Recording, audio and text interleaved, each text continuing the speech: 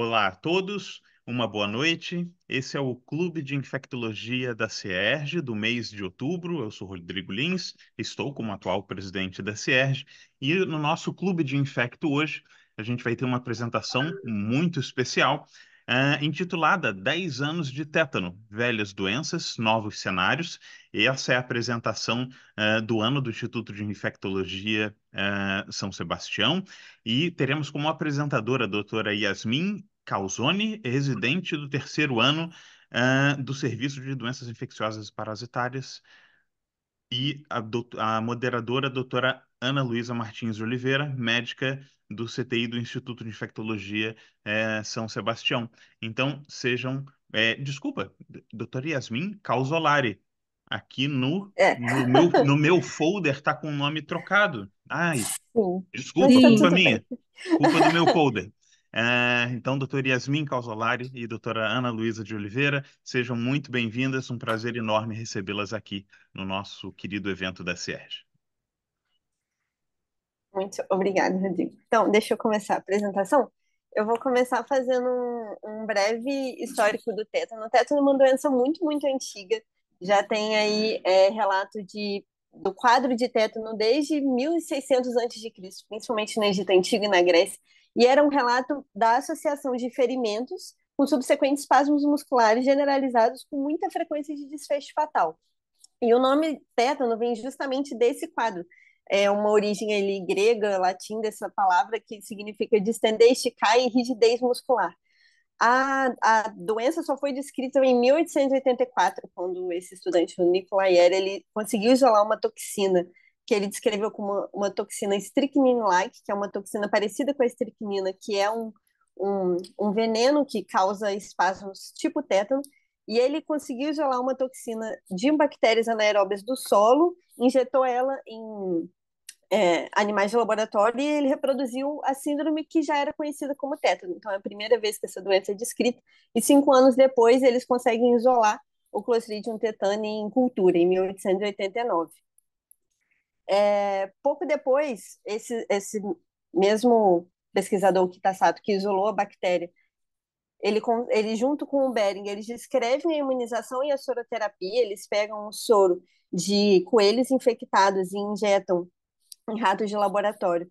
E eles veem que o soro ele é capaz tanto de melhorar os ratinhos que estavam infectados por tétano, como de prevenir que ratinhos saudáveis fossem infectados.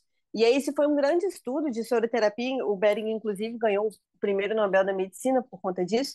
E na Primeira Guerra Mundial, ele já distribuía uma antitoxina nos hospitais militares que reduziu a mortalidade por tétano a quase zero. Então, isso foi muito significativo na época, até porque o tétano ele está muito relacionado a desastres naturais, guerra, por ser uma infecção de ferida, né, por essas sujidades.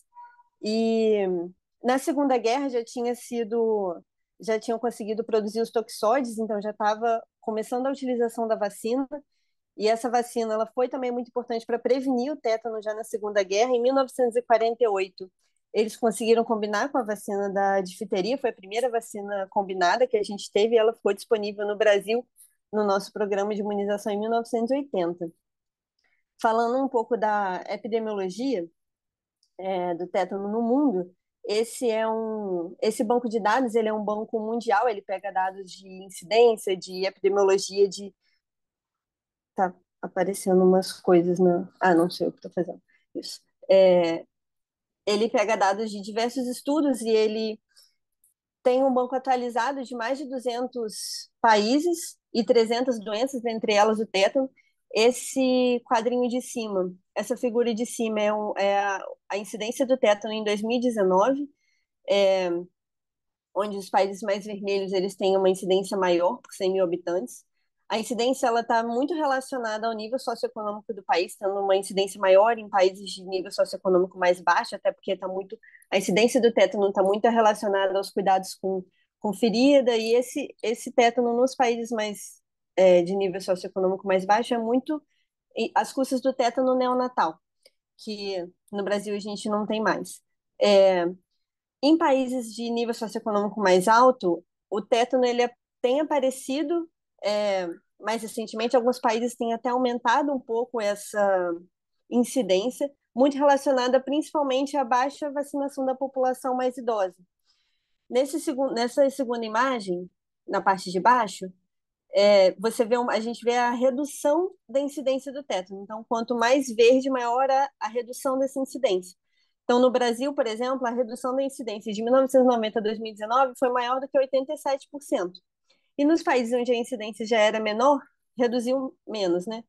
E também tem essa questão do aumento da incidência em alguns países desenvolvidos. A letalidade no mundo ela fica em torno de 54% a 35%, é uma letalidade bem alta. Vocês sabem como eu faço para tirar esses rabiscos da tela? Eu não sei como faz. Não é o seu apontador, Yasmin? Não, Né? Não tem problema, dá para ver, fica tranquila. então tá bom.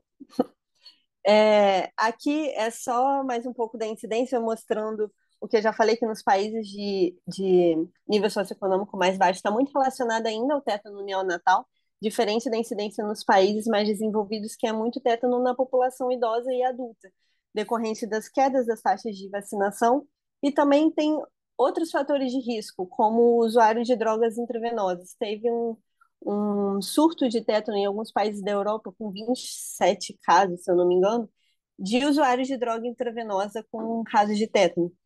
O tétano neonatal, a gente já atingiu a eliminação como problema, quanto problema público de saúde, inclusive nas Américas, em 2017. Então, esse não é mais um problema que para a gente é mais o tétano acidental realmente. Aqui, já vindo para o Brasil, a gente vê uma redução contínua da incidência de tétano, mas uma coisa que é um pouco preocupante é também a queda na imunização por tétano, uma queda na cobertura vacinal. Desde 2007, a nossa incidência fica em cerca de 256 casos por ano. Esses casos estão concentrados principalmente na região Nordeste e mais em pacientes ali mais velhos, de 40, 60 anos, e principalmente na população masculina, muito relacionada também à baixa cobertura vacinal nessa população. A maioria dos pacientes não tem nenhum relato de vacinação ou tem a vacinação incompleta. Só 6% dos pacientes têm 3 doses ou mais da vacina. E aqui a letalidade do tétano no país, a gente teve de 2014 a 2023 704 óbitos por tétano acidental, 67% na faixa etária de 50 a 79 anos, e a letalidade nacional foi de 32%, variando ali de 14% no Ceará, onde teve a letalidade mais baixa, 55% no Maranhão mais alto, no estado do Rio, 37,3%. Já entrando agora na doença em si, na microbiologia e fisiopatologia, o Clostridium tetani ele é um bacilo gram-positivo anaeróbio, obrigatório, formador de esporos, o que justifica a infecção das feridas por sujidades, por solo contaminado. Ele tem um crescimento em meios específicos, em meio de tioglicolato, hidrolisado de caseína ou de carne cozida, e a esporulação dele ela ocorre também em condições específicas, como na temperatura de 37 graus, um pH mais alcalino, e quando ele está em esporos, ele adquire essa forma característica, que é a da raquete de tênis. Como esporo, ele pode persistir no solo por anos, e esses esporos eles são resistentes à fervura, a álcool, diversos desinfetantes, então é impossível a gente eliminar o tétano do mundo. O que a gente tem que fazer é realmente controlar a doença. Os esporos, eles também já foram encontrados no intestino de animais, então tem alguns animais que são reservatórios de esporos do tétano, intestinos de cavalo, de porquinho da Índia. Tem alguns estudos até que eles encontraram esporos em fezes de humano, de pacientes hospitalizados, esporos de bactérias produtoras de toxina, que foram injetadas, inclusive, em animais de laboratório e reproduziram o tétano. Então, realmente está bastante disseminado por aí. A fisiopatologia da doença é pela infecção de feridas traumáticas, principalmente em ferimentos mais profundos por esporos. Esses esporos eles germinam no local da ferida e eles produzem duas toxinas, a bactéria, né, o Clostridium. A tetanolisina, que a gente não sabe muita ação dela, mas ela é uma hemolisina que causa mais dano tecidual e a gente acredita que seja mais relacionada a produzir um ambiente favorável à ação da bactéria. E a tetanospasmina, que é a principal toxina do tétano, que é responsável pela clínica de rigidez e de espasmos que a gente observa. A tetanospasmina, ela se difunde pelo soro, chega na ligação ali na placa neuromuscular, ela é internalizada e ela é capaz de fazer um caminho retrógrado pelos axônios, chegando ao sistema nervoso central. E lá ela age nas células inibitórias, nos neurônios GABAérgicos, então ela inibe a inibição. Ela impede a liberação dos neurotransmissores na placa. E aí, como você tem os principais neurotransmissores inibitórios não estão sendo liberados, a gente tem uma hiperexcitação. Então, tem rigidez muscular, tem os espasmos, tem também uma liberação aumentada de catecolaminas por uma redução na inibição do sistema adrenérgico. E essa desautonomia ela é vista na fase mais tardia da doença. É importante relatar que 20 a 50% dos casos a gente não tem uma porta de entrada aparente. Então, o tétano é muito pela clínica. Muitas vezes a gente não consegue identificar essa porta de entrada. Nos neonatos, tem muita relação com o cordão umbilical e em crianças de mais de um mês de vida pode vir também de otite, infecção por otite média. O período de incubação da ferida ao primeiro sintoma varia entre 3 a 21 dias, com uma média de 5 a 15. A gente considera também no tétano o período de progressão, que é o período do primeiro sintoma ao primeiro espasmo generalizado, que varia entre 24 a 72 horas, e períodos de incubação mais curtos e de progressão mais curtos, menores do que 48 horas para progressão e 7 dias para incubação, estão relacionados à maior severidade da doença. Assim como o paciente apresentar espasmo já admissão hospitalar, feridas mais profundas e usuários de droga intravenosa também estiveram mais relacionados à doença mais grave. O tétano acidental, ele tem 3 apresentações clínicas principais. O tétano generalizado é a mais frequente delas, e é o que a gente viu na nossa corte, que eu vou apresentar mais na frente. Ele começa com o primeiro sintoma, e o mais frequente é o trismo, né, por um espasmo do masseter, 93 a 98% dos casos, com riso sardônico, associado ou não à rigidez abdominal. Esses espasmos musculares, eles têm uma progressão descendente, acometendo principalmente a musculatura do tronco e dos membros, mas evolui para uma rigidez muscular difusa em 94 a 95% dos pacientes, e os espasmos generalizados, eles são dolorosos. E o paciente mantém lucidez durante os espasmos, então é uma contratura, principalmente da musculatura extensora, associada a gatilhos táteis e luminosos. O paciente pode ficar nessa postura de opistótono que tem nessa imagem de cima. O comprometimento ventilatório acontece em muitos desses pacientes, tanto pelo espasmo da laringe, pelo espasmo da musculatura ventilatória em si, e a desautonomia que acontece na fase mais tardia, mas recentemente a gente tem visto ela acontecer na fase um pouco mais precocemente, mas ainda mais agora com o advento da monitorização desses pacientes, a gente vê esse acometimento acontecendo mais cedo. A progressão da doença ela acontece ali em 2 semanas, mais ou menos. Os espasmos eles podem durar até por 4 semanas, a gente vê às vezes até mais. A recuperação pode demorar meses. E como o neurônio motor, ele também, a placa motor, ela também é afetada, depois que a gente resolve essa questão dos espasmos, a gente vê um acometimento também da placa motor. Então, os pacientes podem ficar mais hipotônicos, uma fraqueza muscular depois, né? Outras clínicas que também podem acontecer é o tétano localizado, que é a rigidez, a espasticidade, mas localizado no membro onde houve a inoculação. Isso pode acontecer em 2% dos casos. As extremidades é o mais frequente, seguido do tétano cefálico. Esse quadro pode evoluir para um tétano generalizado também, assim como pode ter resolução espontânea. E o tétano cefálico, que é um tipo de tétano localizado, mas ele fica restrito à região da cabeça, musculatura cervical. Então, são espasmos localizados, com frequentemente associação de paralisia de par craniano, principalmente do nervo facial. Associada à ferida local ou otite média, e 2/3 desses pacientes evoluem para a forma generalizada. Essa fotinha mais da direita. O diagnóstico ele é principalmente pelo quadro clínico, na verdade ele é essencialmente pelo quadro clínico, a gente não tem métodos laboratoriais excelentes para o diagnóstico de tétano. Na cultura e o PCR do material clínico, eles são sensíveis, mas eles são frequentemente negativos. A presença do Clostridium em cultura não necessariamente significa que o paciente tem tétano, até porque a gente já viu pacientes isolarem Clostridium em ferida e não terem tétano. Pode ser dosado o título de anticorpo antitoxina, que se o paciente tiver um título alto, é menos provável que ele tenha tétano, porque ele teria uma proteção contra o tétano, mas isso também não quer dizer muita coisa. A pesquisa de toxina no soro por bioensaio não é mais realizada, e quando ela é negativa, ela também não exclui. Então, o caso confirmado é um caso suspeito, que tem a clínica de tétano que foi descartado para outras etiologias. E eles colocam, né, essa clínica dos espasmos, do trisma e a lucidez do paciente durante todos esses episódios. Aí, partindo para o manejo, que é a parte principal da nossa apresentação. Aqui eu coloquei só para a gente relembrar de quando a gente tem que fazer a profilaxia. A vacina para tétano, quando o paciente tem uma ferida, a gente faz sempre se a vacina desse paciente estiver desatualizada, se ele tiver uma vacina a menos de 10 anos para os casos leves e para os ferimentos com alto risco de tétano a menos de 5 anos, a gente já faz a vacina.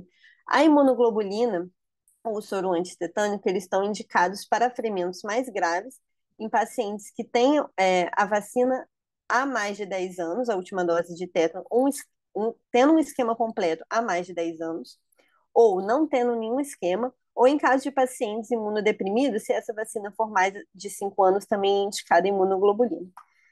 Mas focando agora no manejo do tétano em si, do paciente tetânico. Tem alguns scores que definem a gravidade e eles ajudam a gente a ver como a gente vai manejar esse paciente, se ele já vai direto para terapia intensiva, se ele vai ficar um tempo na enfermaria. Não vou me alongar muito nesses scores, os principais que a gente tem é esse Philips, o Dakar e o Abbott. Eles falam justamente daqueles fatores de severidade da doença, que é um período de incubação mais curto, presença já de espasmos na admissão, e aí um paciente mais grave a gente tem que ter mais atenção, já levar esse paciente para terapia intensiva. E o manejo, ele consiste basicamente em neutralizar a toxina, controlar o agente etiológico, Clostridium tetânico, com o antibiótico, controlar os espasmos e as medidas de suporte para esse paciente. Tá, aí, aqui eu já coloquei o que a gente tem de estudos na literatura e eu coloquei em vermelho o que a gente faz no nosso instituto, lá no São Sebastião. Porque os estudos de tétano, não são muitos, principalmente do manejo, né? Os estudos, eles às vezes têm informações muito diferentes entre si, os guidelines têm informações diferentes entre si, então eu coloquei uma reunião de como a gente maneja pela literatura e também como a gente costuma fazer lá no São Sebastião. Começando pela terapia antitoxina.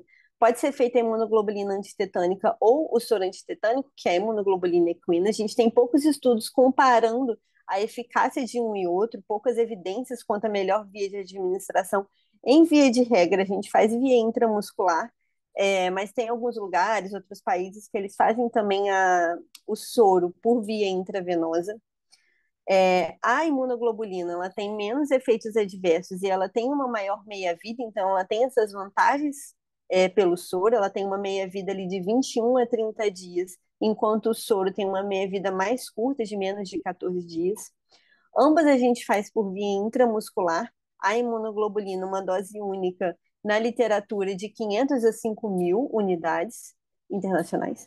Tem alguns estudos que falam que doses mais baixas são capazes de já ter esse efeito protetor, então não teria necessidade de fazer em doses muito altas.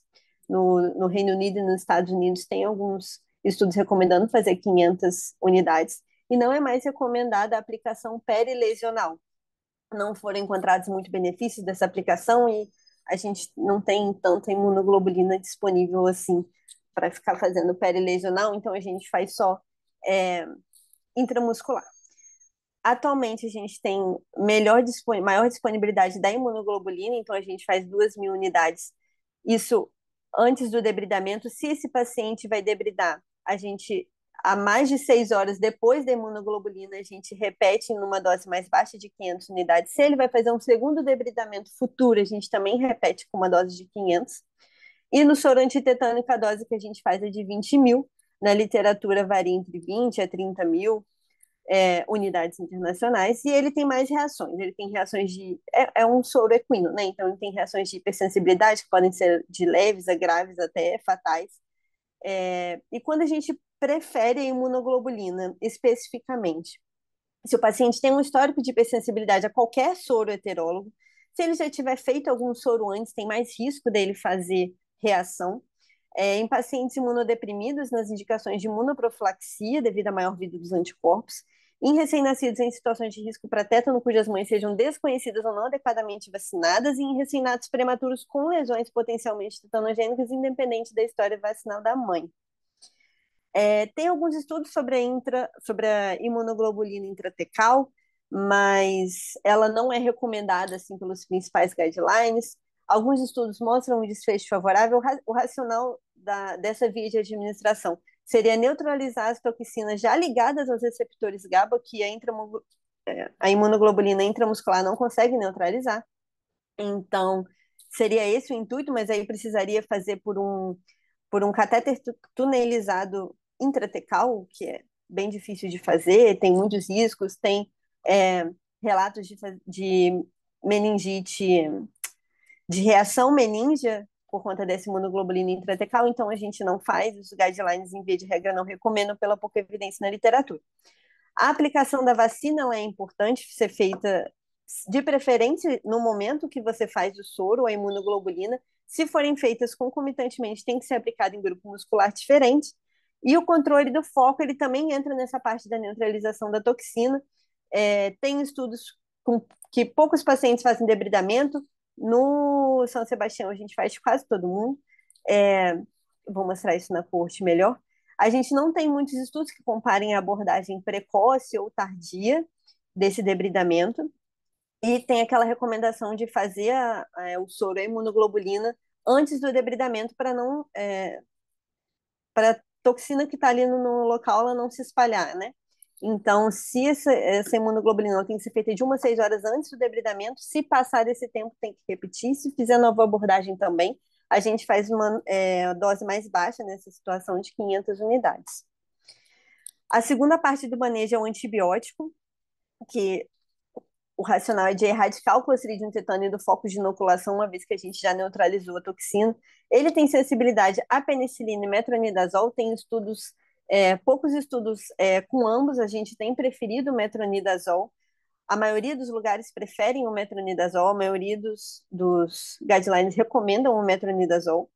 Alguns estudos não mostram muita diferença entre um e outro, mas tem alguns estudos com piores desfechos e maior mortalidade associada ao tratamento com a penicilina. Alguns deles associam isso a um efeito da penicilina de ser antagonista GABA também. Então, não tem comprovadamente que a penicilina piore as crises convulsivas ou gere mais, mas considerando esse efeito, talvez seja melhor usar o metronidazol, que a gente já sabe que não causa. O metronidazol ele tem baixo custo, tem ótima biodisponibilidade, então ele é a nossa terapia preferida. A gente faz 500 miligramas intravenoso de 8 em 8 horas, e aí essa é uma dose já meio padrão. A penicilina cristalina, se ela for utilizada, é intravenosa, até porque não é recomendado ficar fazendo injeção intramuscular nesses pacientes, que pode desencadear mais espasmo, mas a dose é de 2 milhões de unidades intravenosa, de 4 em 4 horas, ambos por 7 a 10 dias. O controle dos espasmos consiste numa das principais partes do manejo do paciente com tétano. Antigamente, os pacientes morriam muito, hoje eles morrem menos, e o que muda principalmente é o controle dos espasmos que a gente consegue fazer, que é isso que é a principal causa do óbito, são essas complicações associadas ao tétano. Em relação a esse controle, como a gente faz? O objetivo é realmente o relaxamento muscular, os benzodiazepínicos, principalmente o diazepam, é a dose de escolha, a droga mais estudada, é o que tem um início de ação mais rápido, e os benefícios com o diazepam são tão já comprovados que tem poucos estudos com outras drogas, mas, por exemplo, o midazolam, que é uma droga mais nova, ele também pode ser utilizado, tem alguns estudos com midazolam também, mas geralmente ele é feito associado ao diazepam. Então, o diazepam, a gente começa a gente faz a dose de infusão de 1 a 10 miligramas quilo, e a gente vai progredindo conforme a resposta do paciente, conforme os espasmos. Se esse paciente rebaixa em uso de diazepam, faz uma contratura generalizada, o importante é proteger a via aérea, então a gente intuba esse paciente. O midazolam ele pode ser feito associado ao diazepam, geralmente a gente não faz ele sozinho, justamente por esses benefícios já comprovados. O diazepam na literatura ele já é muito bem estabelecido. Outras drogas que a gente pode usar para o controle dos espasmos. O propofol ele tem uma atividade sedativa e relaxante muscular, mas para ele ter uma atividade sozinho, seriam necessárias doses muito altas para ter esse efeito desejado. Então, ele é usado em associação aos benzodiazepínicos. Baclofeno e dexmedetomidina são drogas alternativas também, geralmente são utilizadas na fase mais tardia do tétano. Um problema do baclofeno é que ele não tem penetração na barreira hematoencefálica, então tem alguns estudos que faz baclofeno intratecal também, a gente não tem aqui, e tem as complicações associadas a fazer a medicação intratecal, mas a gente deixa ele para uma fase mais tardia, o paciente já reabilitando. Os estudos com a dexmedetomidina também em associação com outras drogas, diazepam e bloqueadores neuromusculares. Barbitúricos neurolépticos são menos eficazes e com muita frequência a gente tem que fazer bloqueador neuromuscular nesses pacientes. Então, pacientes que a gente não consegue controlar com diazepam, com midazolam, associação de outras drogas, uma grande parte das vezes é necessário utilizar o bloqueador neuromuscular para conseguir um controle efetivo dos espasmos.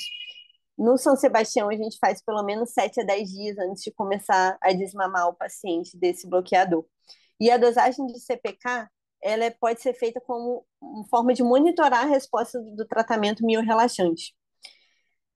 O controle da disautonomia também é muito importante. Esses pacientes, eles fazem quadros muito abruptos de hipertensão, febre, taquicardia, e isso pode progredir também de forma abrupta para um quadro de bradicardia e hipotensão severa. E isso pode gerar diversas complicações para o paciente. Então, fazer esse controle da disautonomia também é muito importante. Das drogas mais estudadas que a gente tem para esse controle são os opioides e o sulfato de magnésio. Os opioides, principalmente a morfina, são as drogas que a gente tem maior experiência, tem mais estudos com. As doses aí também variam um pouco na literatura. A morfina, então, a gente usa ela tanto para analgesia como para controle de desautonomia, a gente prefere ela ao fentanil. Então, a gente pode fazer 5 miligramas de bolos em seguida, uma infusão contínua de 0,05 a 0,1 microgramas quilo minuto. E o sulfato de magnésio a gente associa quando o paciente não responde e continua fazendo essa desautonomia, que pode ser um quadro muito grave. Na literatura, a dose é 40 miligramas quilo, tem alguns trabalhos com até 80 miligramas quilo por 30 minutos a dose de ataque, depois a gente faz uma dose de manutenção de 2 gramas hora. No São Sebastião, a gente segue o protocolo de pré-eclâmpsia que a gente faz nas grávidas, então a gente sulfata esse paciente com 4 gramas de sulfato de magnésio em infusão de 15 a 20 minutos e depois mantém essa manutenção. Nesses pacientes é importante ficar dosando o magnésio sérico de 6 em 6 a 12 em 12 horas para ele não atingir um nível tóxico que pode causar, inclusive, parada cardíaca. Então, a gente objetiva um nível terapêutico de 5 milimol por litro. E para controle dessas crises, a gente dá preferência a drogas de ação curta, porque como elas são crises muito rápidas, se a gente faz uma droga de meia-vida mais longa, esse paciente que estava hipertenso e daqui a pouco já está hipotenso e tem uma droga hipotensora ainda correndo na circulação dele, não é adequado. Então, a gente vai manejando com noradrenalina e nitroprusiato de sódio, essas crises de desautonomia.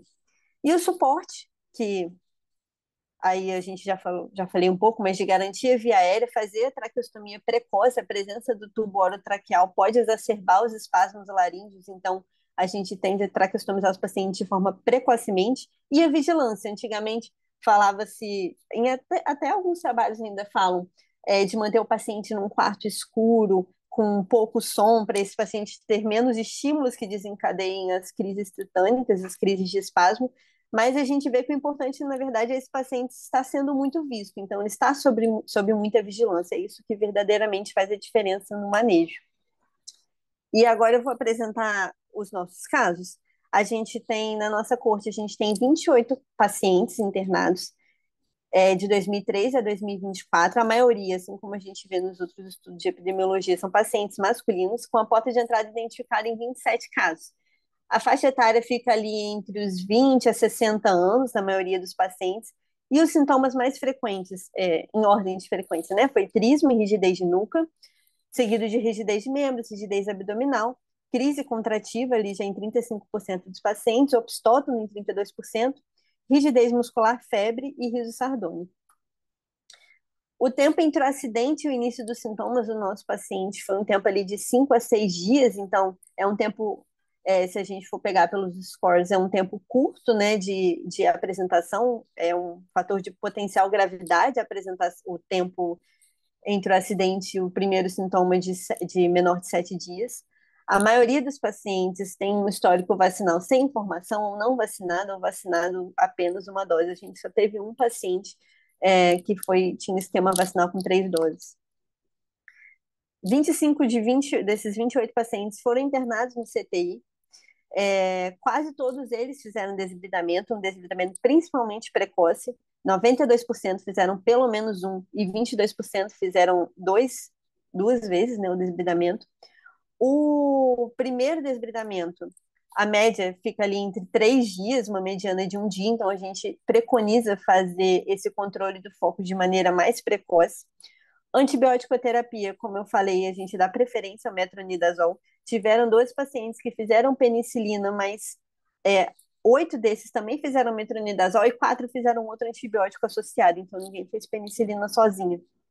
Imunoglobulina foi administrada em 92% dos pacientes, 64% tiveram soro antitetânico e 57% fizeram ambas. As doses variaram, mas a mediana ficou mais ou menos naquilo que eu já tinha falado, de 20 mil unidades para o soro e 2 mil para a imunoglobulina. E a vacina DT durante a internação foi feita em 21 dos 28 pacientes. E aí, mais no manejo clínico desses pacientes, 85% precisaram de ventilação mecânica, ficando aí com uma média de 26 dias em ventilação, uma média de 29 dias, desculpa, uma mediana de 26. 100% desses pacientes usaram benzodiazepínicos para controle das crises. O uso de bloqueador neuromuscular foi necessário em 75% desses pacientes, eles ficaram ali, em geral, 15 dias em uso dos bloqueadores. Opioide foi usado em 67% desses pacientes durante cerca de 20 dias e sulfato de magnésio em 75% para o controle da desautonomia. Em média, 3 dias, né? Uma mediana mais baixa em relação aos opioides que a gente dá preferência de iniciar o controle desautonômico com eles. 64% desses pacientes precisaram do uso de aminas e 7 pacientes usaram propofol. Em relação às complicações de desfechos, 7 pacientes, 25% do total, precisaram de hemodiálise. O que a gente vê, né, principalmente, 22 de 28 desses pacientes tiveram alguma complicação infecciosa, são internações em geral um pouco mais prolongadas, o paciente fica um tempo prolongado na ventilação. Então, a principal complicação foi pneumonia associada à ventilação, que a gente viu 18 pacientes, e em 14 desses 22 pacientes que tiveram alguma complicação foi isolado um germe multiresistente. 63% desses pacientes com complicação infecciosa, e a nossa letalidade ficou em 26%, foram 7 óbitos dos 26 casos. Desses 7 óbitos, foram 5 pacientes com mais de 60 anos, e a causa principal foi alguma complicação relacionada a choque séptico em 3% desses pacientes, insuficiência respiratória em 1. Um teve uma encefalopatia anóxica após PCR, e o outro evoluiu com uma arritmia não especificada, e 19 desses pacientes tiveram alta. Em relação às sequelas, 4 pacientes foram relatados sequelas, principalmente paresia alguma restrição de movimento que fica. Um paciente teve uma amputação. E eu vou deixar para falar isso daqui depois que eu abrir para os comentários, mas era basicamente isso que eu queria apresentar. Isso daqui, eu vou falar rapidinho, são outras cortes de tétano que a gente tem, estudos de pacientes de corte de tétano que a gente tem no mundo. A gente tem esse estudo de 2017 da Turquia, um da Etiópia de 2016 com 110 pacientes, da Turquia com 117. Tem esse estudo grande da Costa do Marfim com 455 pacientes e um de Fortaleza com 144 pacientes internados num hospital único. Eu não vou me alongar falando de cada um, mas eu queria destacar a letalidade desses estudos. Nesse primeiro estudo foram 32%, lembrando que a nossa letalidade foi em 26%, a letalidade do Brasil fica entre 55% e 35%, e do Rio em 37%. Todos esses estudos tiveram uma letalidade um pouco mais alta do que a gente encontrou na nossa coorte. E eles não têm muitos dados sobre o manejo das complicações desses pacientes. Eles falam muito que os pacientes fazem imunoglobulina, os pacientes fazem um antibiótico, mas o que a gente acredita que possa fazer diferença, até porque o que varia mais nesses pacientes é o manejo das outras complicações, o manejo das crises convulsivas, o manejo das crises tetânicas, dos espasmos da desautonomia. Tanto que em alguns desses estudos, os pacientes fizeram só 10%, por exemplo, nesse segundo, 11% fizeram debridamento.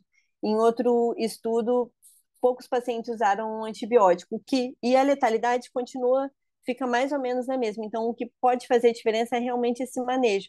Nesses estudos, eles não descrevem muito se é utilizado, o que é utilizado para o manejo das complicações entre sulfato de magnésio, morfina, os benzodiazepínicos. Isso não é muito bem descrito. Diferente da nossa corte, que a gente tem uma descrição do que a gente tem observado até agora, do que a gente tem feito. Mas é basicamente isso que eu queria apresentar. Ia deixar para mostrar o vídeo no final, mas a gente já mostrou no início. Vou abrir para Ana comentar o que ela quiser comentar e para vocês comentarem também. Poxa, depois dessa apresentação fenomenal, não sei o que eu comento, né? Ficou linda. Então, eu estou mostrando aqui. Então, Deixa eu fazer uma. Peraí, Ana. Só essas foram as minhas referências, só para finalizar certinho. Eu queria deixar um agradecimento especial à Elaine, que foi quem reuniu esses dados dos nossos pacientes, reuniu todos os dados que eu apresentei foram reunidos pela Elaine, que está fazendo sua tese nisso, então eu queria deixar um agradecimento para ela. Agora você pode falar. beleza. Então, a Elaine é uma aluna de mestrado do professor Rafael Taí, e para dizer que realmente ele faz diferença. A gente é neurótico. Quando interna um paciente com tétano, a gente ativa o hospital inteiro. É, a gente a gente liga para todo mundo, todo mundo está sabendo que tem paciente com tétano no hospital e fora do hospital, né? Porque é imunoglobulina, é vacina, é a cirurgia, é o debridamento, é a traqueostomia, enfim, todo mundo ativado e todo mundo trabalhando junto, então a gente consegue impactar. E o que a gente viu também ao longo dos anos era que inicialmente a gente perdia o paciente fazendo as contraturas, depois era o entupimento das cânulas, né, da traqueostomia, o pessoal mais antigo viveu isso, e agora, né, recentemente, a gente começou a perdê-los com infecção por germe multi-R. Então, assim, o reconhecimento precoce de infecção e entrada de antibiótico rapidamente tem impactado na sobrevida desses pacientes. É basicamente isso, viu?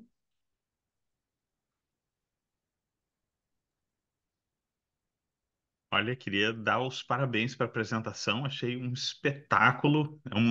Nossa, as apresentações de vocês são sempre muito legais. Foram vocês que apresentaram também a meningite por listéria, não foi? Eu acho que no ano passado ou no ano Foi, retrasado. Foi. Achei foi. espetacular também. Nossa, olha, muito, muito, muito obrigado. Já tem duas pessoas com a mão levantada para fazer pergunta. Eu vou fazer uma super rápida, que é quanto tempo esse paciente ficou internado? Esse da contratura, esse que a É. gente mostrou no vídeo, Uhum. Ivonaldo ficou internado 2 meses. Ah, beleza. Show de bola. Vou passar aqui então a palavra para a doutora Elizabeth Neves, que levantou a mão aqui primeiro, e em seguida a doutora Isabela. Rodrigo, tem pergunta no chat, tá? Oi, pessoal, vocês estão me ouvindo? Sim, sim. Olha só, gente, eu sou da super velha guarda. Eu vi dezenas de casos de tétano. tétano neonatório, tétano adulto, e eu fiquei muito orgulhosa de ver a geração nova levantando essa questão e muito preocupada, né, com essa coisa. A gente conseguiu controlar o tétano neonatório, a gente não consegue controlar o tétano dos adultos, né, baixa cobertura vacinal no adulto, né, apesar de todo o trabalho do Programa Nacional de Imunizações, mas eu só queria lembrar duas coisas. Primeiro, é tétano, é diagnóstico clínico. Então, quem nunca viu não vai pensar. É, a geração nova, né, com essa baixa de cobertura vacinal, tem que ficar atenta. A gente não tem recurso diagnóstico laboratorial, o diagnóstico é clínico. Então, nós temos 30 e poucos membros aqui na reunião, mas eu acho super importante divulgar isso e eu recomendo que seja publicado essa corte de vocês com uma. A parte de manejo está perfeita, mas eu acho que é preciso dar uma força maior em lembrar que, gente, o diagnóstico é clínico, tá? Tem que pensar, né? Tem que. Para gente da velha guarda, a gente faz esse diagnóstico, porque eu vi muito casos de tétano. Era uma enfermaria do São Sebastião com o que a gente chamava tetanicão e tetaniquinho, É, né? Então, assim, é, é, quem não está ligado na possibilidade diagnóstica, perde o paciente, sim. tá? Então, a minha sugestão é, nossa, maravilhoso esse trabalho, mas, gente, publica isso. Não, isso vai Publica, ser publicado, pode ficar tranquilo. tá? Tá bom. É isso, E, gente. e Beijo. essa antes desse paciente, em janeiro, nós tivemos um outro que foi exatamente isso, a neurologia avaliando o paciente, dizendo que ele era um quadro de encefalite. O Rafael estava vendo esse paciente, ele está aí. E eles diziam, ele é um paciente com quadro encefalítico, paciente contraturando consciente. Quando o Rafael chegou, olhou o doente, ele entubado por conta da contratura. Ele falou, gente, o paciente está consciente, isso é tétano. Então, mudou o tratamento. A crise convulsiva virou crise de espasmos musculares e o cara recebeu imunoglobulina tetânica e ele saiu em 3 semanas, porque ele fez um quadro mais brando. Enfim, é exatamente isso. Ana, Oi, Ana, Rafa. lembra que o que esse doente foi transferido para a gente como status epiléticos num paciente HIV recém-diagnosticado.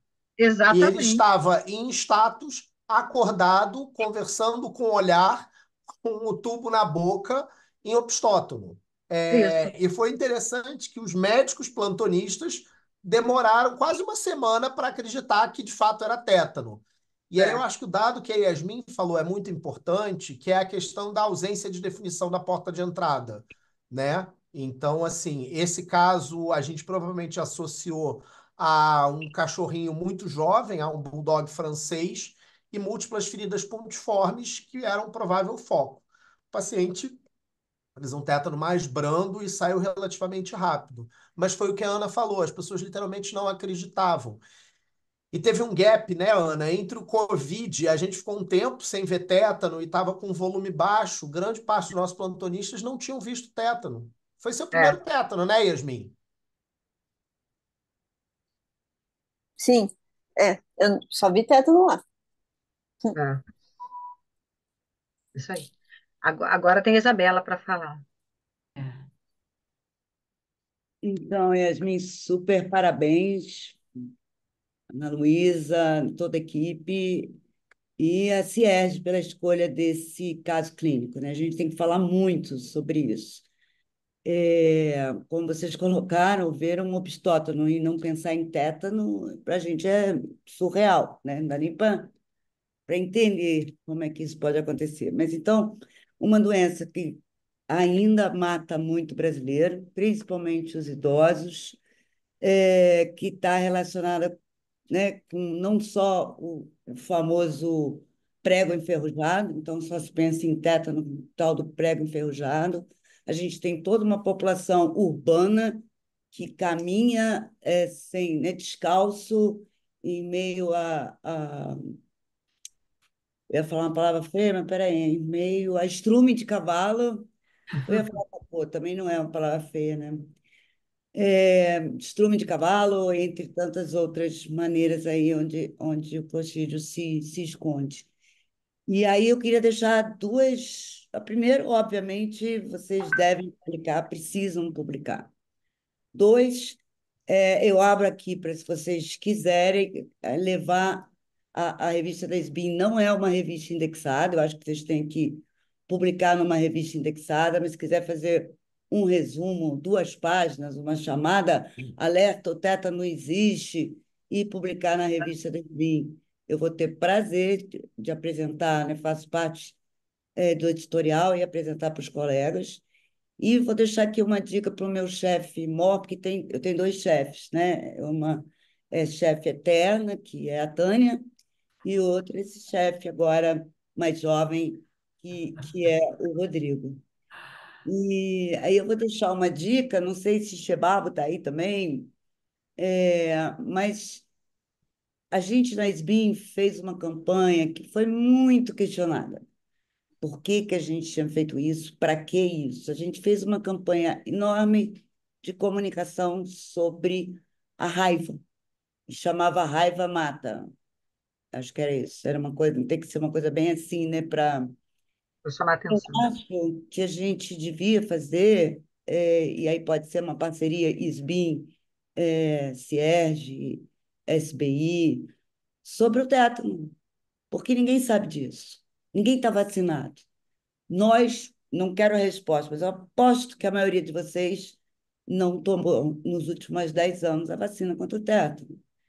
E mais, se a gente não lembra ou agora até lembra, né, de prescrever vacina herpes zoster, vacina pneumocócica, do tétano, ninguém lembra. Saiu né, do horizonte do médico. E é uma vacina gratuita, tão barata, tão simples, e que as pessoas deviam fazer a cada 10 anos. Então, a gente precisa dar uma sacudida nos colegas, na população. A gente sacudindo a população pergunta para o médico, e o médico diz: opa, é mesmo, você tem que se vacinar contra o tétano. Era só isso. E É, parabéns de novo. Posso eu que... levantar minha mão ao vivo? Pode sim, Você- Tânia, mas eu vou fazer uma coisa bem rapidinha. Falar para vocês, olha, manda pelo menos uma prévia disso, né? O Congresso da CIERJ, infelizmente, já foi, mas manda para o brasileiro, né? Para os infectos, nossos infectos, né? Poderem ver um pouquinho da experiência de vocês. Eu também adorei os dados, eu também, nossa, vocês super têm que publicar. Se tudo der errado, o próximo Congresso da CIERJ, daqui a 2 anos, a gente super quer também. Eu vou pegar antes, o Congresso da SBIM vai ser antes. Olha, eu queria falar. Primeiro, eu vou passar uma pergunta que está aqui no chat antes que ela morra. É uma pergunta, não, é uma pergunta da Érica Gouveia, que Peraí, Tânia, pergunta. tem uma do Márcio antes, eu acho. Mas é que essa aqui me interessou, aí eu vou Ah, me sim, mas aí a unir. gente faz na ordem, né, Tânia? Aí pode A do deixar que. Márcio já respondeu. É, Aí eu vou me unir. Quantos casos vocês receberam lá como meningite, até com rigidez de nuca, e na verdade eram tétanos, se vocês têm esse dado? E minha outra coisa Zero. que eu queria falar é que essa semana um paciente meu, HIV, voltou com as coisas das vacinas que eu mandei ele fazer, muitas são no CRIA, e eu não esqueço da vacina do tétano e botei lá. E aí ele falou que ele já tinha vacinado, não tem comprovante e a médica não vacinou. No CRIA, tá? No CRIA. E aí ela botou assim um bilhetinho para mim, que havia pedido sorologia para hepatite B e A, que obviamente eu não mandei vacinar porque eu já tinha sorologias e as duas eram positivas, mas o tétano não foi vacinado. Aí eu mandei ele voltar e vacinar. Posso cortar os pulsos em público? Não. Não, a Ana Luísa vai, não sei, não entendi. A Ana Luísa vai responder essa da meningite. A minha outra pergunta que foi ele O pode. Rafael respondeu zero. Ele viu o banco com a Elaine. Ah, Só tá. veio um Zero. meningoencefalite. Meningoencefalite. Não, E o que Rafael. acontece? Só para vocês entenderem um pouco, né? O que a gente tenta fazer é uma estratégia de captação multifocal, como diria o Rodrigo, entendeu? É um approach multimétodo. Seja fofoca, seja um residente.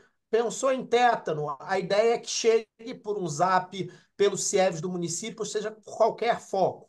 Então, com exceção desse paciente HIV, a gente de fato tem recebido os pedidos de tétano já como suspeita, né? Então, o último veio de Nova Friburgo, o penúltimo, infelizmente, morreu antes de chegar, né, Ana? A gente Isso. deu a vaga, ele estava muito grave e, infelizmente, faleceu durante a madrugada. E teve uma outra que morreu no Souza Aguiar também, que não conseguiu chegar.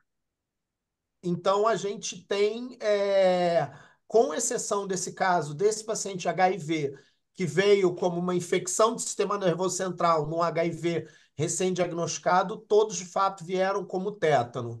Mas o que a gente vê, Rodrigo, e eu acho que foi a Érica que perguntou, é que, de fato, na história, até chegar ao diagnóstico de tétano, você tem toda uma historinha acontecendo nisso.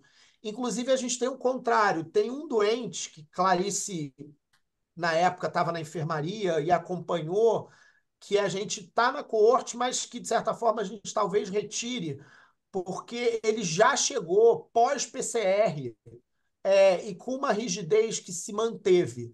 Então, a Clarice é uma pessoa que questiona muito esse caso, se ele não era uma espasticidade pós-lesão isquêmica intensa. É um paciente que depois nunca acordou e sempre manteve uma espasticidade que parecia um padrão mais de PCR, mas era um paciente que tinha o quê? Um histórico de trauma e que teve uma PCR na enfermaria, foi para o centro cirúrgico, depois voltou e teve essa espasticidade. Então ficou essa certa confusão.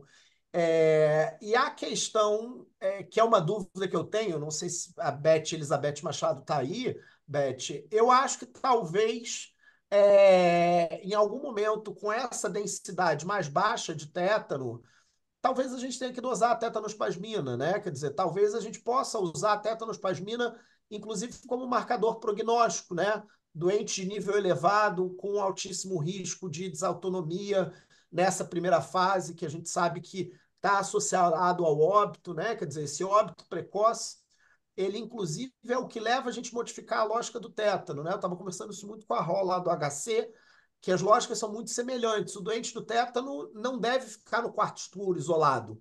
Ele deve ficar no leito mais vigiado da UTI para você olhar a taquiarritmia, para você olhar essa brad-tac que vem, você olhar, às vezes, o escape da contratura, mesmo bloqueado, em que o doente faz atelectasia gravíssimas e atelectasias, inclusive, de difícil resgate.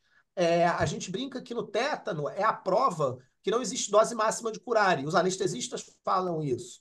A dose máxima de curária é, de fato, aquela que bloqueia. E a gente faz doses cavalares, né, Ana e Yasmin, de curária. Então, eu acho que isso é bastante interessante e foi a ideia por trás da proposta da gente constituir essa coorte, né? Que essa coorte ela se formou como uma coorte retrospectiva até 2023 e que agora ela é uma coorte prospectiva. Então, ela já incluiu 2 doentes, que são esses 26, e tem mais 2 para serem incluídos agora, fechando 28. E aí a nossa letalidade vai cair para 21%. Mas justamente para poder sistematizar esse conhecimento de uma doença que vai se tornando mais rara. E esperamos que futuramente agora se constitua, inclusive, como uma corte com biorrepositórios, para responder questões de, né, se a tetanospasmina pode funcionar, se, por exemplo, eu não sei se vocês sabem, mas o Butantan tem um anticorpo monoclonal que está em desenvolvimento. Então, ter coortes organizadas são importantes, inclusive, para novas estratégias terapêuticas, né? Eu acho que isso é uma questão justamente da gente poder estar centralizando e sistematizando o conhecimento, Campi. Beleza. Eu vou abrir para mais uma última pergunta. O Dr. Cláudio falou que aqui no chat que queria fazer um pequeno comentário, mas há muito contragosto, porque eu gostei tanto da apresentação, dava para ficar discutindo bastante tempo, mas a gente ainda tem a apresentação da doutora Isabela. Então, doutor Cláudio, fique à vontade. Muito obrigado, né, por abrir esse espaço, né? Então, antes de mais nada, eu quero fazer um comentário de uma curiosidade, mas antes de mais nada, obviamente, parabenizar a belíssima apresentação de Yasmin e aquele lado histórico, então, foi maravilhoso. Eu adorei, adorei, né? Adorei tua apresentação e não foi uma surpresa para mim. Eu só queria fazer um comentário de uma curiosidade. Quando Yasmin comentou sobre o tétano no uso de droga endovenosa, na verdade, o tétano não acontece na pessoa que usa droga endovenosa. Ele é muito mais comum nas pessoas que usam a heroína, não por via endovenosa e não por cheirar a heroína, brown sugar, né? Mas e sim porque algumas pessoas usam a heroína, elas têm medo de injetar a droga endovenosa e usam subcutâneo. E a heroína, muitas vezes, é subcutâneo, principalmente as pessoas do sexo feminino, que ocorre mais frequentemente isso. Não querem injetar droga endovenosa e usam o subcutâneo. E a droga, muitas vezes, não é uma droga pura, e ela é malhada, entre aspas, né? Com quinino, o que rebaixa o nível de oxirredução da droga, e por isso, então, causa tétano. É só uma curiosidade, assim, tipo, de quem fez tese em endocardite tricúspide estudou muito o uso de drogas, tá? É só essa curiosidade, Muito tá? bom, Mas parabéns novamente. muito Muito bom. legal, Cláudia, obrigada. Beleza. Bom, mãe, eu vou dar o jantar para Meus ele agora. amigos, Eu tô já Rodrigo, chegando, a tá? pergunta Eu do tô chegando na Márcio, Rodrigo. recepção. Beijo. Márcio, então faça aí sua pergunta para Não, gente é que tá seguir. no chat. Não foi a Tânia Pai passou a dele. Então, Ele perguntou da vacina, né? Eu acho. Acho que minha apresentação Eu fui saiu. má, porque eu não gosto do Márcio. Alô, gente? Boa noite. Boa noite, pode Alô? fazer, Márcio. Não, eu só queria saber se vocês tinham informação do status vacinal antes da admissão da coorte, que eu achei muito maravilhosa a apresentação. Não vou ficar te elogiando de novo, eu escrevi no chat porque eu estava em trânsito. Parabéns pela apresentação, saudades da época do Caju, mas eu não tenho nenhuma saudade de ver tétano, né? A gente na pediatria, felizmente, vê muito menos frequente, né? Então, assim, eu lembro dos casos dos adultos daquela época e aquilo me chocou profundamente. Mas é só para saber em relação ao status vacinal da população da coorte. Eu coloquei na tela, mas a maioria dos nossos pacientes foram não vacinados ou não tinha informação sobre o histórico vacinal. 5 dos vinte e Imaginei. oito tinham uma dose e apenas uma pessoa tinha 3 doses. Foi um paciente de 13 anos, se eu não me engano, e ele recebeu alta. Mas Entendi. os outros, a grande maioria, Não 42% não recebeu. vacinados, 35% sem informação e 17% com uma dose só. Ah, legal. Eu não vi, eu só estava te ouvindo. Obrigado. Posso É. só fazer um ele- comentário sobre esse histórico vacinal? É importante entender, né? Vacinado 3 doses, a última quando? Porque a gente tem muita gente com 3 doses, sei lá, há muito tempo. Então, se vocês... Esse era um menino de 13 anos, e aí? Eu acho que era. Eu Mas não lembro. Eu lembro eu desse menino posso de 13 anos. conferir, mas É, eu acho A que era. idade de reforço é 14, né? Então, tem que ver tudo isso, né? é, pode Às ser, vezes né? faz com 9, não faz com Eu acho que 14. era o HIV. Pois Aí, é, porque eu acho que os meninos de 13 anos não tinha vacina. Esse aqui eu acho que era o Vi, que era o. Então, eu acho também que era o 300 acho que Não, tinha HIV. uma pode ser. dose. 300 É. tinha uma dose, eu Não acho, pode só. ser. vocês conseguirem esses dados para na hora que forem publicar, é legal.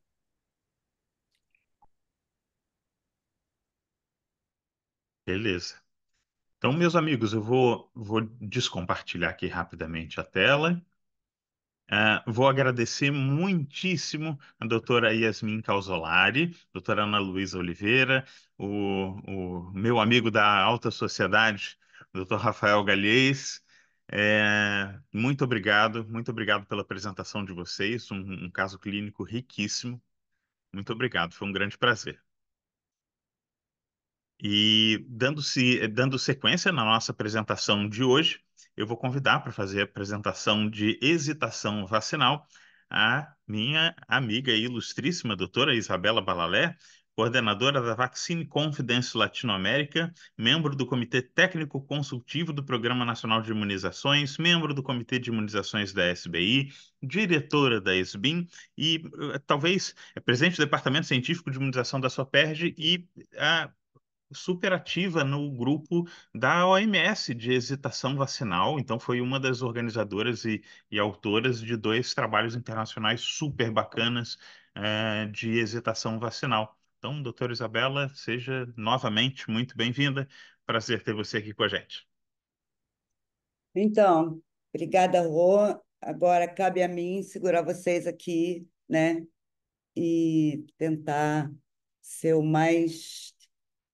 Sei que eu consigo, né, Tânia, falar rápido, pouco, mas fazer com que essa apresentação, mais do que ensinar alguma coisa a vocês, faça a gente refletir sobre o que vem acontecendo, né? E o quanto essa baixa cobertura, peraí, eu estou tentando me livrar, essa baixa cobertura que tanto preocupa a gente, realmente tem a ver com desinformação. Eu adianto que, antes mesmo de apresentar os dados para vocês, que o que mais faz o brasileiro não estar em dia com a vacinação é a falta de informação. Vide esse nosso excelente, né, apresentação com esse exemplo que é o tétano, que não deveria existir mais. Então, o Rodrigo pediu para eu falar de hesitação vacinal em pediatria. Difícil, né? Em pediatria, hesitação é diferente na pediatria e no adulto, porque os fatores principais da hesitação vão ser diferentes. Então, aqui meus conflitos de interesse, mas não tem nenhum aqui. Então, esse gráfico aqui eu gosto muito, é da Antônia Teixeira, que era do Ministério e que continua sendo muito importante para o Ministério em preparar esses dados, né? Então, aqui a gente vê a primeira fase, né, dos anos 80 aos no final dos anos 90, em que era uma empatia, as pessoas, todo mundo conhecia alguém que morreu de sarampo, todo mundo conhecia alguém com sequela da polio, todo mundo, né, na área médica já tinha visto um tétano neonatal ou acidental. Então, as doenças infecciosas eram as principais causas de mortalidade infantil. E naquela época, o adulto, né, essa criança crescia quando crescia, porque a gente diz que vacinas causam adulto, porque muitas dessas crianças não viravam adulto, porque morriam dessas doenças infecciosas. A pediatria, Márcio está aqui, a pediatria ela se baseava na infecto, né? O que mais a gente via na pediatria eram as doenças infecciosas. Hoje ainda, mas menos do que a gente tinha há alguns anos atrás. Então, nessa fase aqui, a empatia da comunicação, da vacinação. A vacinação era uma salvação, era uma coisa que todo mundo queria. Quem tem alguns anos a mais aqui sabe que era uma festa ir para a fila vacinar. Lembra da vacinação nos anos 70 contra a meningite, aquela fila com pistola? A gente ia feliz porque sabia que aquilo era importante. Quando a gente consegue, né, eliminar a grande maioria e reduzir substancialmente as taxas de ocorrência, óbito e etc., por essas doenças infecciosas, a gente passa por uma nova era, né, que vai dos anos 98 a 2013, 15, eu chamo de a fase de berço esplêndido. Todo mundo, toda adulto, todo pai, mãe, avó, tinha entre seus vieses cognitivos a importância da vacinação. Ninguém pensava se era importante, se era perigoso, se não era. Aquilo era automático. É realmente a construção de uma urítide que faz com que você nem pense antes de dizer sim para tomar a vacina. Isso foi criado lá atrás, né? Nessa fase em que essas pessoas eram crianças, que eram pais, que ainda lembravam dessa história anterior. E eu chamo de berço esplêndido porque nenhum de nós, eu me coloco nesse pacote, ninguém fez nada. Quando a gente começou a ver que estava diminuindo a adesão, mas era muito pouco, não houve nenhuma atitude proativa do Programa Nacional de Imunizações. E eu estava junto com eles, né? Não faço parte, mas, enfim, a gente discutia isso. E aí, em 2015, nasce o conceito da hesitação vacinal, que é exatamente esse momento em que as pessoas continuam confiando em vacina. Tem uma pesquisa recente agora, 90% dos brasileiros confiam na importância da vacina e 70%, antes era 85%, já deixaram de tomar alguma vacina. Então, o que é isso? Eu acredito na vacina, mas eu não tomo vacina. É exatamente o comportamento que eu vou tentar discutir, apresentar aqui para vocês. Então, em resumo, é isso, né? E a gente diz que vacinação é uma questão de comportamento, não é uma questão racional. Eu não me vacino porque você disse que eu posso morrer de tétano. Eu não me vacino porque se diz que eu posso ter um quadro horrível de tétano e que isso vai ser muito sofrido para mim, porque eu não me vejo nesse risco. É racional, é mais ou menos como acredito que todos nós já fizemos isso aqui, talvez não o Márcio, colocar uma criança no banco de trás do carro sem cinto, porque eu vou só até ali. Claro que a gente sabe que até ali pode acontecer tudo, né? Mas a gente não acredita no perigo. O ser humano prefere não acreditar no perigo. E se a gente não tem né, no caso do cinto, a obrigatoriedade, né? Eu vou levar uma multa, uma consequência, ou se ninguém consegue mostrar com empatia isso para mim, eu não vou vacinar, apesar de não ser contra vacina. Então, não é só ser contra a vacina, é muito mais do que isso. Agora, esse comportamento ele precisa ser acompanhado, ele precisa ser estudado. Hoje, o Rodrigo falou, né, dos grupos com a Organização Mundial de Saúde, eu aprendi muita coisa, muita coisa. Eu estou nesses grupos desde o início da pandemia e não para mais. Aliás, eu já estava antes, mas esses grupos mais assim foi junto com a pandemia e a infodemia. É, eu preciso monitorar, eu preciso saber qual é o comportamento da minha população, o que está preocupando essa minha população. Então, e não só pesquisas diretas de sim ou não, você confia ou você não confia, porque essa resposta passa por um viés cognitivo que faz você responder àquilo é que não representa o seu verdadeiro comportamento de vacinar ou não. Então, os 3 Cs, acho que todo mundo conhece isso já, confiança, complacência, conveniência, que com a infodemia, com a Covid-19, né, e a gente precisa, aliás, um dos grupos que eu faço parte no MS é aquele que está se preparando, a gente está trabalhando, ajudando a Organização Mundial de Saúde a dizer para os países como se preparar para a próxima pandemia, provavelmente influenza, mas já foi atropelada pela Covid, quem sabe se não será ela, mas e dos preparos necessários é a questão da comunicação. Então, com a infodemia, entra o C de comunicação e o C de contexto sociodemográfico que a gente viu com a pandemia, como foi diferente aqui nos Estados Unidos, na África e dentro do nosso território também, diferentes resultados para diferentes populações. E a população vulnerável sempre mais vulnerável. Então, confiança não é confiança na vacina, é confiança em nós, confiança em todos os profissionais de saúde que trabalham nas imunizações, que estão aí de frente com as imunizações, confiança nas autoridades públicas. E durante a Covid, a gente sabe que isso se perdeu demais, mas antes da pandemia, isso já existia. A complacência, que é, já falei, a baixa percepção de risco, a conveniência. Hoje, eu estava até dando uma entrevista, falei isso, perguntar o que você acha que pode melhorar mais ainda no Rio, porque a cidade do Rio tem uma das melhores coberturas vacinais do Brasil, diferente do nosso estado, que tem uma das piores, né? Segunda ou terceira pior cobertura vacinal estadual do país.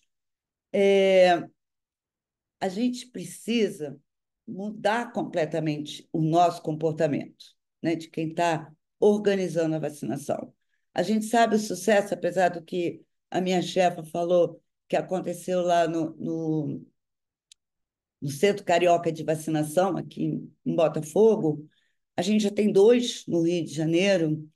A gente precisava ter mais centros, mais estrutura, com mais profissional habilitado, com uma aparência melhor, porque tudo isso tem a ver, né? Você entrar num lugar que é agradável, você ir para uma emergência que está tudo feio, você está numa emergência, você não vai deixar de ser atendido.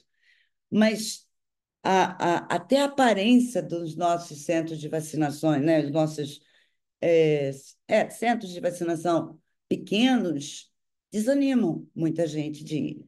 Você chegar numa sala de vacinação e alguém dizer para você a vacina acabou, o último frasco aberto acabou e agora só vamos abrir um amanhã, ou receber uma orientação errada, não, essa vacina não é para você, ou até é fonte de desinformação. Olha, eu, se fosse você, não tomava essa vacina, não. Essa comunicação, essa aparência, isso tudo que acontece, infelizmente, em muitos centros de vacinação, sala de vacinação, diminui a confiança e a conveniência, porque ir até o posto para ter que voltar já é difícil, né? Então, se a gente tiver só os centros maiores, pegar essa população, esses profissionais todos, e a gente ter de rotina vacinação em escolas e vacinação, não como campanha, em escolas e nas empresas, certamente a nossa cobertura vai aumentar muito aqui no Brasil. Não é um país contra a vacina, como parece, de tanto barulho que os antivacinistas fazem. Eu fiz o contrário. Então, já falei, né? Declínio da confiança, inclusive entre nós, médicos que estão falando mal de vacina, mas eles são uma minoria da minoria. A gente pode fazer muito mais barulho do que eles.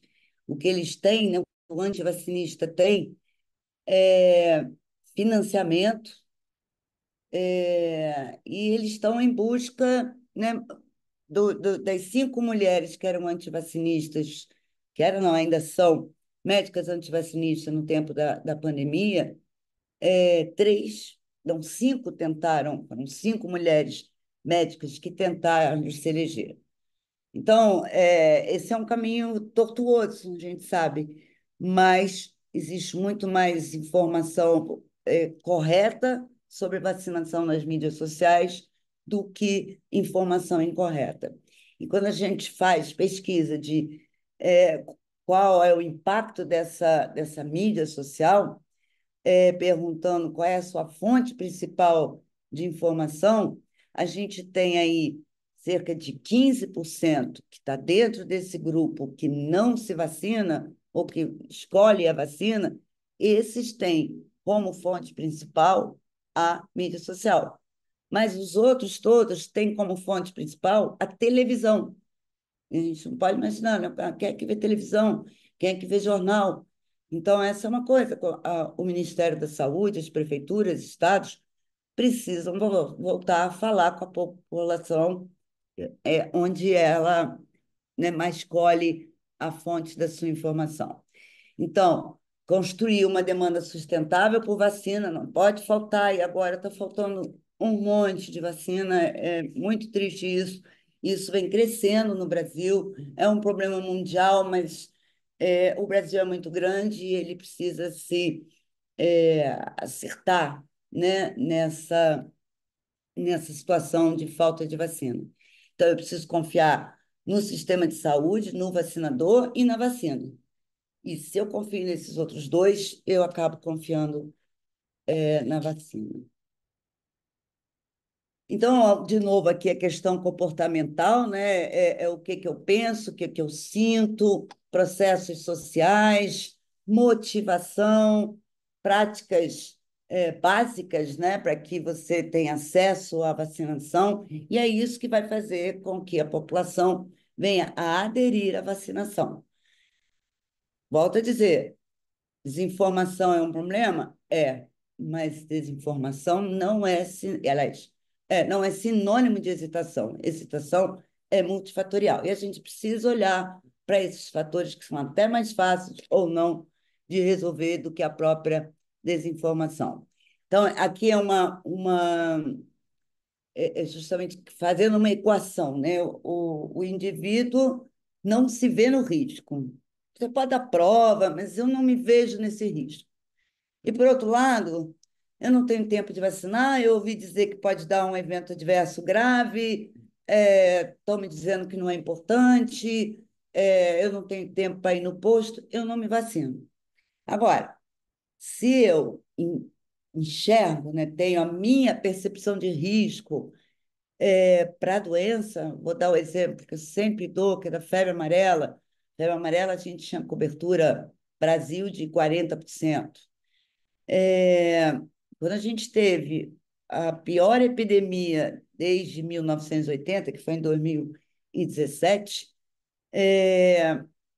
o povo foi todo tomar vacina. Faltou vacina, a gente teve que fracionar vacina, clínica privada, posto. E quem é que estava brigando para se vacinar? O idoso, que eu mesmo várias vezes disse na televisão que idoso a gente não ia vacinar, que apesar de muito, muito raro, pode levar a um evento adverso grave.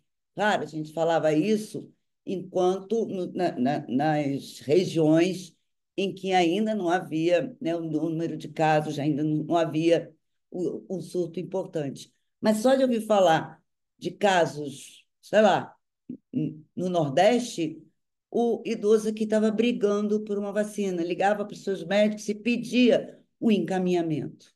Então, é a outra equação. Eu me vejo nesse risco, quer dizer, eu tenho medo dessa doença, eu acredito no risco, e mesmo que eu saiba de um evento adverso grave, eu prefiro vacinar. É comportamento, não é racional.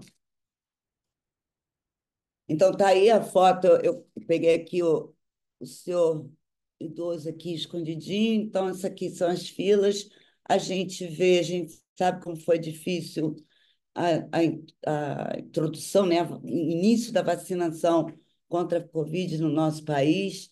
Desde o começo, mesmo antes da vacina chegar, a gente já ia virar jacaré, já tinha, né, um monte de desinformação sobre a vacina, mas o brasileiro só parou de se vacinar quando perdeu o medo da Covid. Então, eu vou mostrar o caso criança. Esse caso foi um caso de sucesso da desinformação, porque, apesar de tudo, o medo da Covid fez com que a gente fosse o país com um dos primeiros países a atingir 80 ou mais por cento de cobertura vacinal. Então, vem, né, e eu coloquei aqui o míssil disinformation, porque em português só temos uma palavra, mas o misinformation é aquela informação errada, tola, que eu faço uma piada, viraliza, e era uma informação errada que acaba virando né, como uma verdade, que não é, e a disinformation, que é realmente aquele que pretende destruir a confiança da população e que tem objetivos, né? Ele tem interesses, conflitos mis de interesse em relação a esse objetivo de desinformar, sejam eles eleitorais, sejam eles financeiros.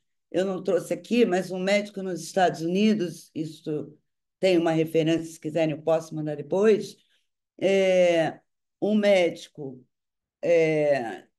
de nome e trabalha numa grande universidade de ponta nos Estados Unidos, enfim, realmente alguém de referência, hoje, muitos, não são tantos, mas recebem, são contratados pelos grupos de desinformação, de antivacinismo, e chegam a receber US$ 250 mil por ano, ou dólares nos Estados Unidos.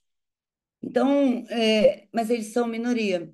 E tem aquele bobinho que recebe a informação e que repassa, e isso vai crescendo, né? Aqui, quando a gente fala em pediatria, vou falar aqui da adolescência, eu gosto desses dois exemplos, que são exemplos de histeria em massa, que foi o que a gente teve no início, né, no segundo ano, no momento da segunda dose, 6 meses depois da primeira dose, a segunda dose da vacina HPV.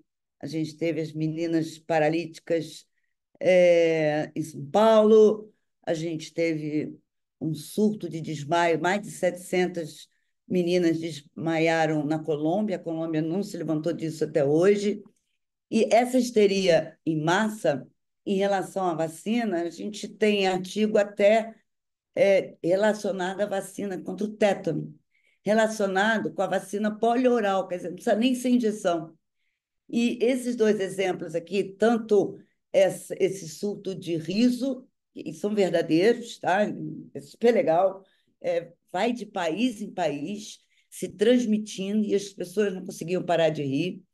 E no surto de dança, né, que não paravam de dançar, morreu gente. Morreu, se não me engano, morreram 1.000 pessoas. E ninguém sabia porque estava rindo, nem ninguém sabia porque estava dançando.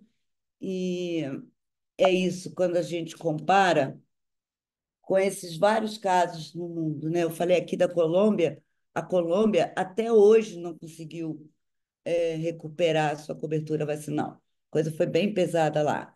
A Europa já recuperou, a Dinamarca já recuperou, o Brasil melhorou bastante, né? A Dinamarca e a Inglaterra, as mães, né? Os antivacinistas desses dois países influenciaram muito aqueles do Acre. E a história do Acre, ela passa por essa questão aqui da prescrição médica. Tanto na situação das paralisias aqui no Brasil em relação ao HPV, quanto o surto de epilepsia que ocorreu no Acre, os médicos pararam de prescrever. O Acre não avisou o Ministério da Saúde, não notificou, o que foi um problema, porque demorou quase um ano para ter alguma ação de investigação, porque a melhor arma contra a desinformação é a investigação desse evento adverso. E a prescrição médica, que é aquela que gera a ação, então está aqui, se você vem querendo se vacinar e o médico diz você deve se vacinar, 90% vacina. Quando você recebe um paciente que quer se vacinar e diz para ele é melhor não, 8% vacina. E, de novo, aqui a confiança também naqueles outros profissionais da saúde que recebem e que recomendam a vacinação. Então, confia muito em vacina, aqueles que confiam muito nesses profissionais da saúde. E aí a gente vai olhar, né, durante a pandemia, acho que pior do que a desinformação é o que isso fez com alguns, ou infelizmente, muitos dos nossos colegas. Então, essa aqui é uma pesquisa de atitude do profissional de saúde, não é só do médico, em relação à vacinação contra a Covid. Então, a gente vê aqui que 41% acreditava que a segurança das vacinas desenvolvidas com tanta rapidez não poderia ser garantida. Dos que não aceitaram e ficaram indecisos, 76% expressaram dúvidas sobre a eficácia e efetividade ou segurança da vacina. Desconfiança nos órgãos, né, nas autoridades reguladoras, então isso está relacionado a essas dúvidas aqui. Falta de informação, de conhecimento, o médico e os outros profissionais da saúde, eles não são pesquisadores, eles nunca se aprofundaram em saber como é que acontece uma pesquisa, né, da pré-clínica até a aprovação por um órgão regulatório, e por que que isso foi rápido durante a pandemia, que tem vários fatores, né? E a única certeza é que não se pulou nenhuma das fases. E outra coisa que se falava a gente não tem como saber o que vai ser daqui a 30 anos, né, em termos de evento adverso, se a gente vai virar jacaré daqui a 30 anos. Bom, a gente não sabe isso com nenhum medicamento, nenhuma vacina, no momento que ela é colocada em uso.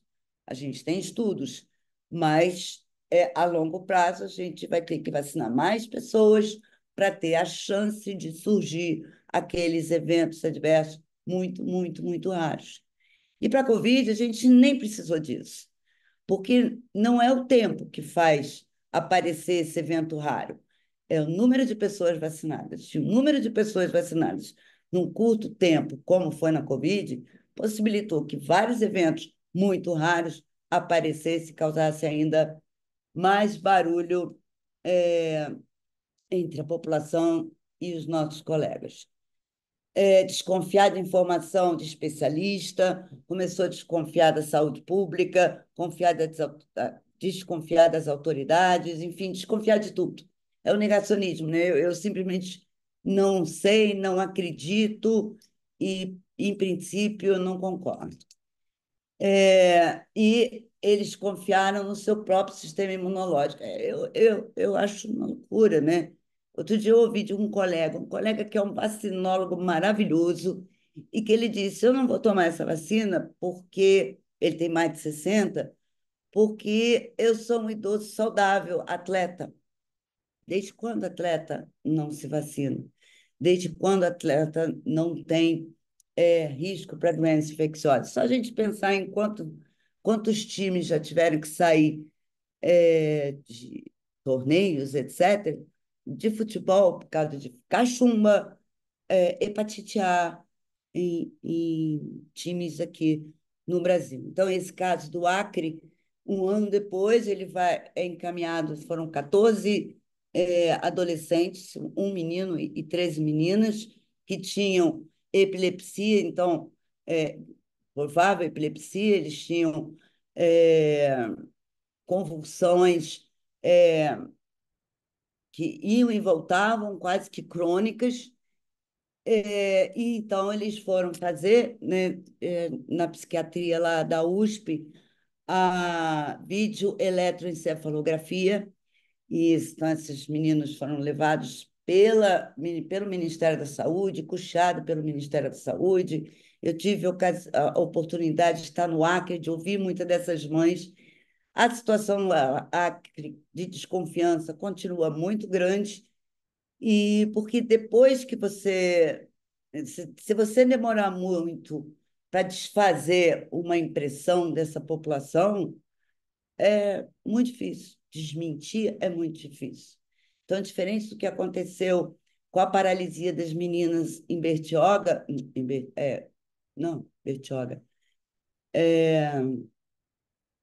São Paulo, não estou me lembrando agora onde, mas, enfim, em São Paulo, foi que muito rapidamente essas paralisias foram investigadas e foi descartada qualquer relação com a vacina e ficou confirmado que era um estresse pós-vacina. E aí está o resultado, né, do que aconteceu aqui, o número de meninas de 9 anos que recebeu a primeira dose da vacina HPV despencou no Acre. Eu falei que ia falar do case de sucesso, então a gente teve uma cobertura vacinal muito rapidamente alcançada para a Covid-19 e passamos a pandemia dizendo que a prioridade eram os idosos, os pacientes especiais, aqueles que morriam mais. Eu sempre tive cuidado de dizer o risco maior, acho que todos nós, a gente sempre falava o risco maior, mas por que não vacina a criança? Porque o risco dela é menor. Bom, a população, quando perdeu o medo da Covid, resolveu entender que não tem risco e acreditar que não tem risco e ainda questionar da gente estar falando em risco e vacinar criança, já que a gente sempre falou que não tinha risco. Então, isso aí vai sendo manipulado até que houve a manipulação do próprio governo, né? Que primeiro fez uma audiência pública, né, uma consulta pública, que era tão difícil de responder que entre nós a gente ficava na dúvida de qual era. Tinha muitos vieses ali naquelas respostas, a gente ficava na dúvida de qual era a resposta certa. Mas mesmo assim, a consulta, o resultado da consulta pública foi: a população é a favor de vacinar a criança contra a Covid. Depois disso, chamaram, acho que foi tipo 28 de dezembro, a gente foi chamado, 4 de nós, né? Rosana Hickman, Marco Safadi, Renato Kfouri e eu fomos convidados para estar nessa audiência pública aí da foto. E a gente até pensou nessa possibilidade, mas garantiram que isso não ia acontecer. Tinham 4 antivacinistas, um deles do meu lado, bastante nervoso, inclusive. E aí você tem ali, nesse palco, né, a gente está dentro do auditório da OPAS. O vídeo, né, a imagem de quem estava assistindo a gente pela internet, era o logo do Ministério da Saúde atrás. Isso para a população tem um valor grande. Quer dizer, a gente está ali falando num cenário que é um cenário, teoricamente, de confiança, importante. E o que os antivacinistas fizeram? Pegaram a parte deles, né, porque esse vídeo está lá ainda, até hoje, no site do Ministério. O antivacinista, ele pegou aquele pedacinho do vídeo dele e viralizou. Então, nós não fizemos isso, não era nossa intenção ficar famoso ou sair viralizando o vídeo, mas esses vídeos com o logo do Ministério atrás e dizendo as coisas, as atrocidades piores que você possa imaginar sobre a vacinação de crianças, foi muito grande. E eles já tinham tentado isso com adolescentes. E com adolescente, o ministro foi até a televisão e disse que no dia em que começaria a vacinação de adolescentes contra a Covid, o ministro foi à televisão e disse que está cancelado porque uma adolescente morreu da vacina. Nós todos, SBI, SBIM, pediatria. Nesse dia, eu acho que eu passei o dia inteiro escrevendo um texto, né, em várias mãos, que à noite estava no Jornal Nacional, e no CETAI a gente teve que dizer, ou ele desmente, porque não era verdade, e a menina nem morreu, ou ele desmente, ou a gente sai, todo mundo do CETAI. Aqui está um artigo, né, uma pesquisa brasileira sobre a intenção das famílias em vacinar seus filhos contra a Covid-19. Então, a gente vê aqui, ó, isso em 2023, 85% dos adolescentes já estavam vacinados. Porque quando o ministro foi para a televisão, lembra que a gente começava, todo mundo nos estados começavam antes, aqui no Rio a gente já estava, no Brasil todo, já estava bem adiantada a vacinação do adolescente. Mas é, os pais das crianças aqui, de 0 a 4, de 5 a 1, também queriam vacinar os seus filhos. E aí, depois dessa audiência, o que a gente tem é isso. Não só a audiência, mas tudo que foi a consequência dessa audiência e de toda a manipulação que houve, além dos ataques que a gente sofreu nas mídias sociais. O mapa de cobertura vacinal, tanto para os menores de 2 anos, quanto para aqueles com menos de 5 anos, até 2 anos e menos de 5 anos, a gente não vê nem cor, é menos de 30%. E demorou muito para sair dos 6, 7, 8% de cobertura vacinal. E aí vem a equação. Não vejo meu filho em risco e tenho dúvida se essa vacina é segura. Bom, falando para infecto, a gente tem aqui uma doença infecciosa, uma infecção viral. Ai, desculpa.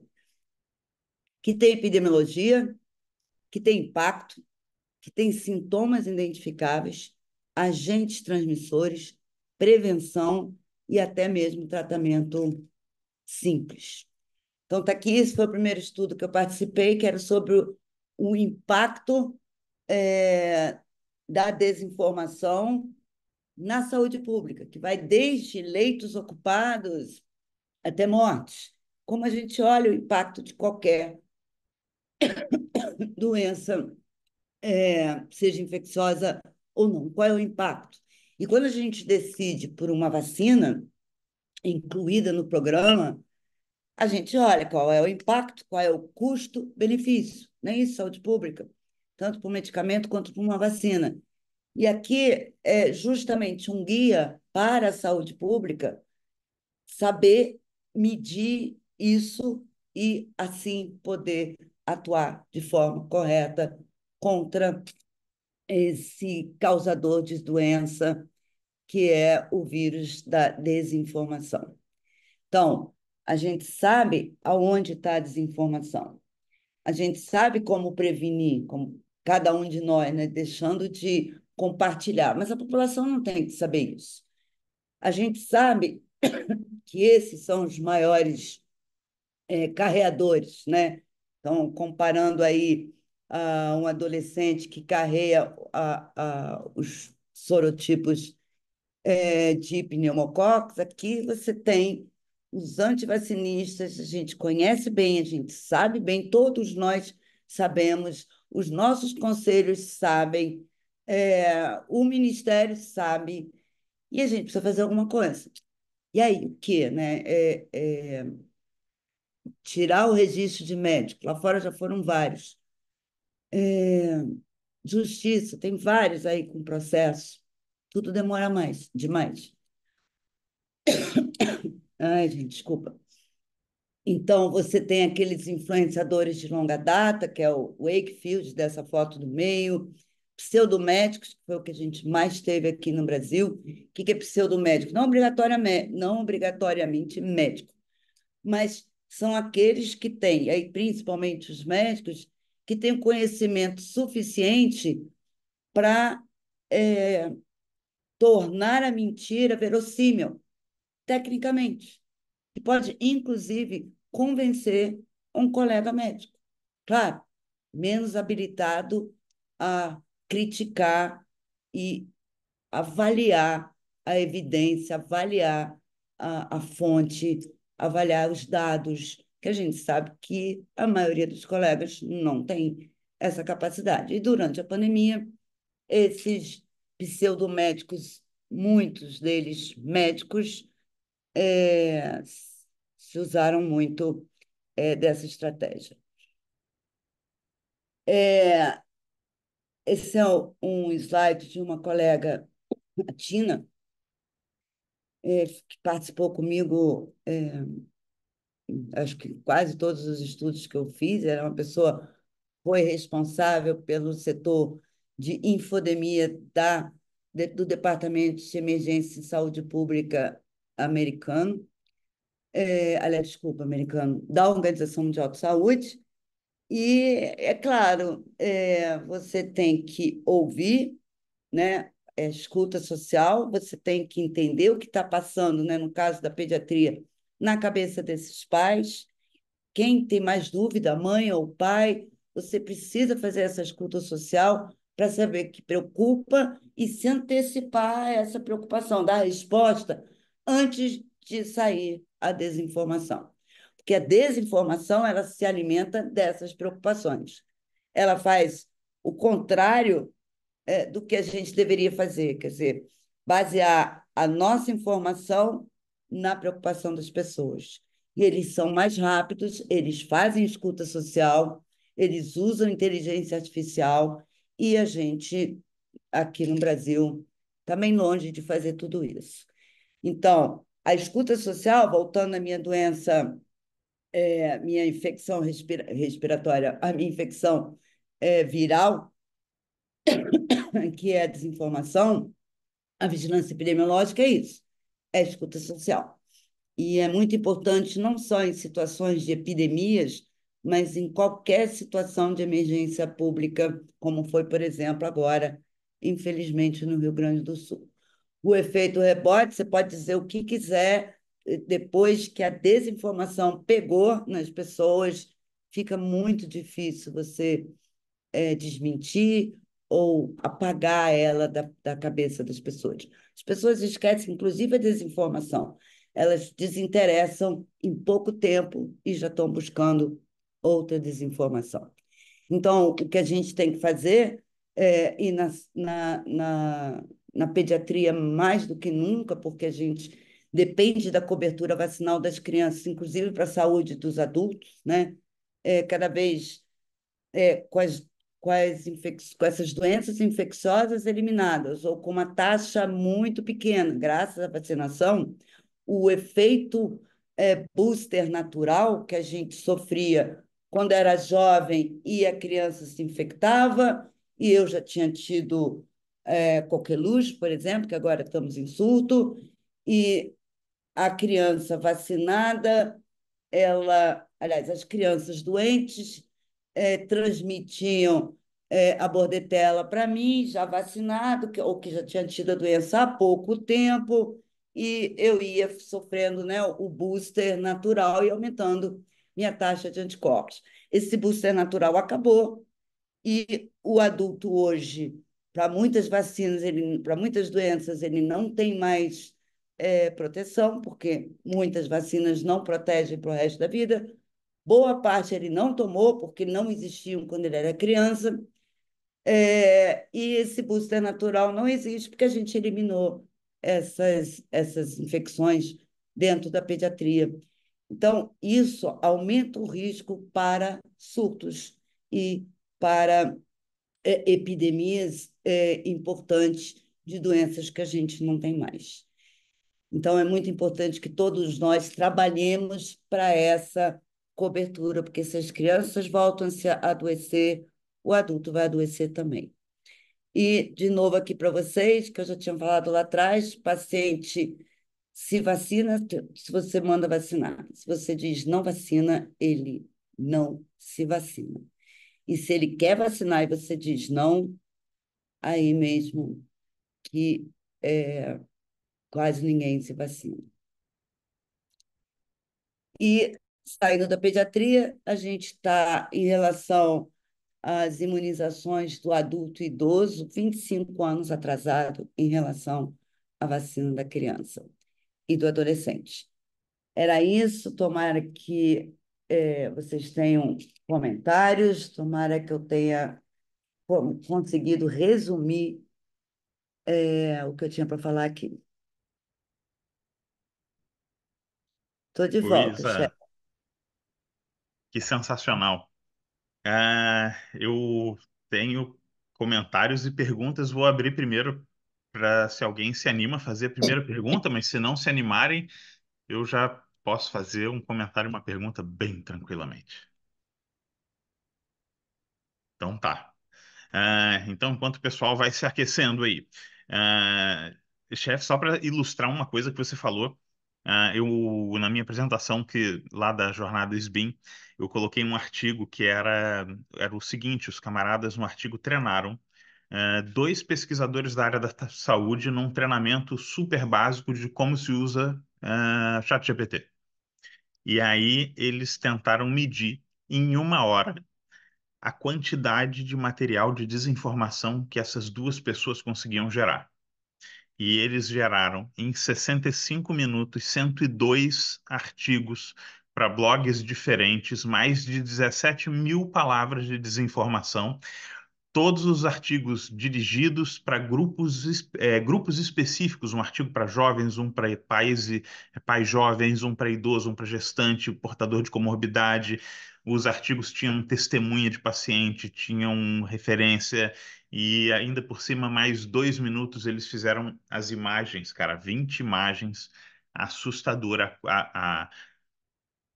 assim, a quantidade realmente de conteúdo de desinformação que uma pessoa com muito pouco tempo disponível é capaz de gerar, né? Me manda esse artigo, quero ler. Eu agora estou colecionando e estudando a inteligência artificial, porque hoje se usa a inteligência artificial de uma forma ética, que é essa última publicação que eu participei, ou a gente usa, Pois é. ou, ou a gente vai ficar reclamando que tem muito mais desinformação do que informação correta. Vou aproveitar então para te fazer uma pergunta difícil. Ah, não. É, Essa hora não. Pergunta difícil não estava combinado.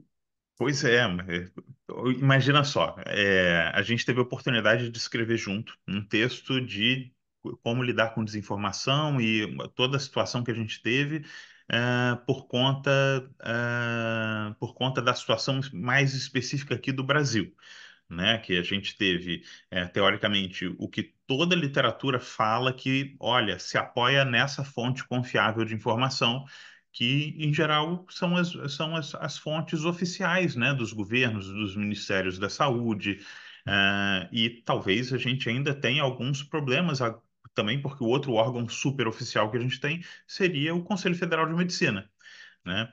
Então, talvez a gente ainda tenha algumas coisas vindo aí num futuro próximo.